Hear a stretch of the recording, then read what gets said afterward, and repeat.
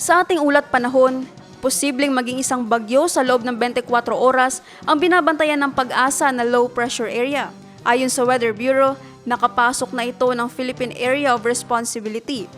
As of 3 a.m., namataan ito 945 kilometers east ng Eastern Visayas. Base sa Pag-asa, may tsansa na ito'y magiging isang ganap na bagyo sa loob ng 24 oras. Kung sakaling maging bagyo man na binabantayang LPA, ay papangalanan nitong Auring, ang unang bagyo para sa taong ito. Dala rin ng LPA ang mga pag-ulan sa malaking bahagi ng bansa.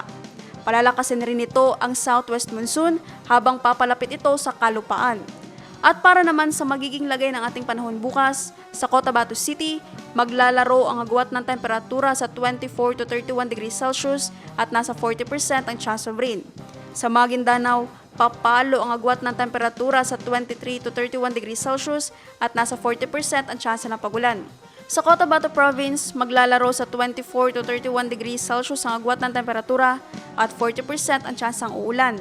26 to 32 degrees Celsius naman ang magiging agwat ng temperatura sa Davao City bukas at 40% ang chance of rain. Sa Cagayan de Oro City, papalo sa 25 to 32 degrees Celsius ang agwat ng temperatura at 80% ang tsansa ng pagulan. 26 to 32 degrees Celsius naman ang inaasang magiging agwat ng temperatura sa Zamboanga City bukas at 30% ang tsansa ng uulan.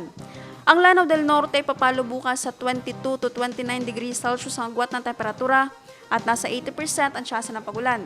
Habang sa Lanao del Sur naman ay makakaranas ng 18 to 24 degrees Celsius ang agwat ng temperatura at 50% ang chance of rain. Ang araw ay sumikat kaninang 5:26 ng umaga at lumubog ng 6:24 ng gabi. At yan ang latest mula sa ating iWeather Center.